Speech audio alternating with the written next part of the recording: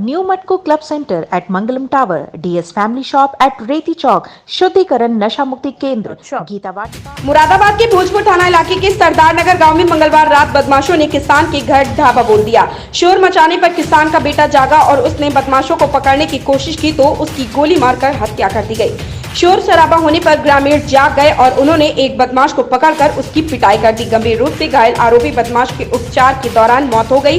Police के मुताबिक घटना मंगलवार की रात सरदार नगर गाँव में हुई।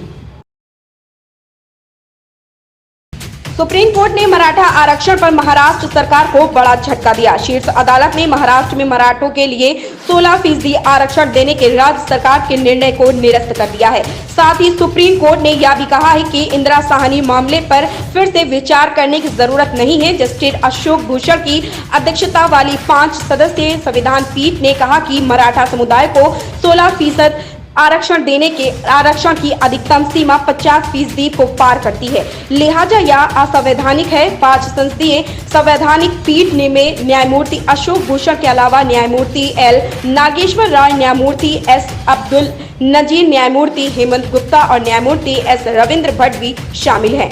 बेंच ने 50% आरक्षण की सीमा लागने को समानता के मौलिक अधिकार के खिलाफ बताया है। दरअसल सुप्रीम कोर्ट ने 26 मार्च को मराठा आरक्षण को चुनौती देने वाली याचिकाओं पर अपना फैसला सुरक्षित कर लिया था। उत्तर प्रदेश के प्रयागराज में एक सख्त टिप्पणी में इलाहाबाद उच्च न्यायालय ने अस्पतालों को ऑक्सीजन की आपूर्ति न होने से कोविड-19 मरीजों की मौत को आपराधिक कृत्य करार देते हुए कहा कि यह उन अधिकारियों द्वारा नरसंहार से कम नहीं जिन्हें इसकी सतत आपूर्ति की जिम्मेदारी सौंपी गई थी। अदालत ने यह टिप्पणी सोशल मीडिया पर वायरल हो रही उन खबरों पर दिया जिनके मुताबिक ऑक्सीजन की कमी के कारण लखनऊ और मेरठ जिले में कोविड-19 मरीजों की जान गई। अदालत ने लखनऊ और मेरठ के जिलाधिकारियों को निर्देश दिया है कि वे इनकी 48 घंटों के भीतर तथ्यात्मक जांच करें। गौतम बुद्ध नगर में हुए ग्राम पंचायत की 88 सीटों में से 40 पर महिलाओं ने जीत हासिल कर इतिहास रच दिया। 2 दिन पूर्व संपन्न हुए ग्राम पंचायत चुनाव में गौतम बुद्ध नगर में महिलाओं के लिए 30% ग्राम पंचायतों में पद आरक्षित था, लेकिन महिलाओं ने 44% ग्राम पंचायतों पर कब्जा किया। जिले की करीब आधी पंचायतों में महिलाएं ग्राम प्रधान निर्वाचित हुई हैं। उत्तर प्रदेश के नोएडा में कोरोना वायरस संक्रमण को काबू करने के लिए लागू लॉकडाउन के दौरान गौतम बुद्ध नगर में आवागमन के लिए ई पास की जरूरत होगी। जिला सूचना अधिकारी राकेश चौहान ने बताया कि लॉकडाउन के दौरान जिले के भीतर और अंतर जनपदीय आवागमन के लिए अब ई पास जरूरी है। महाराष्ट्र के पूर्व गृह मंत्री अनिल देशमुख ने मुंबई में उद्योगपति मुकेश अंबानी के घर के पास विस्फोटक सामग्री के साथ एक गाड़ी बरामद होने से संबंधित मामले में मंगलवार को मुंबई पुलिस के पूर्व आयुक्त परमवीर सिंह की बेहद संदिग्ध भूमिका का आरोप लगाया। कोलकाता में तृणमूल कांग्रेस प्रमुख ममता बनर्जी ने आज लगातार तीसरी बार पश्चिम बंगाल के मुख्यमंत्री पद की कमान संभाली। राज्यपाल जगदीप धनखड़ ने राजभवन में एक सादे समारोह में ममता बनर्जी को पद और गोपनीयता की शपथ दिलाई। कोविड-19 महामारी के चलते शपथ ग्रहण समारोह को बेहद सादगी भरा रखा गया था। ममता मंत्रिमंडल में शामिल होने वाले मंत्रियों को 6 और 7 मई को छोटे छोटे समूहों में शपथ दिलाई जाएगी।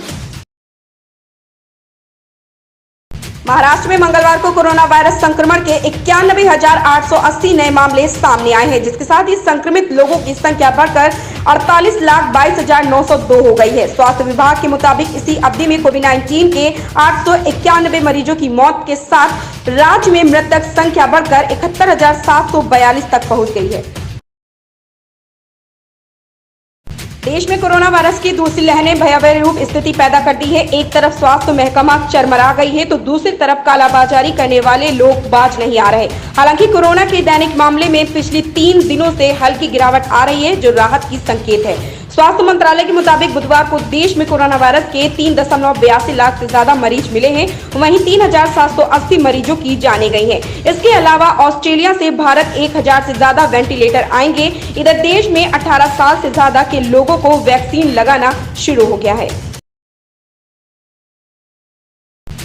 आज भारतीय रिजर्व बैंक के गवर्नर शक्तिकांत दास ने मीडिया को संबोधित किया। उनका यह संबोधन पहले से निर्धारित नहीं था। देश में कोरोना वायरस की दूसरी लहर ने भयावह स्थिति पैदा कर दी है। एक तरफ जहां स्वास्थ्य प्रणाली चरमरा गई है, दूसरी तरफ कालाबाजारी करने से लोग बाज नहीं आ रहे।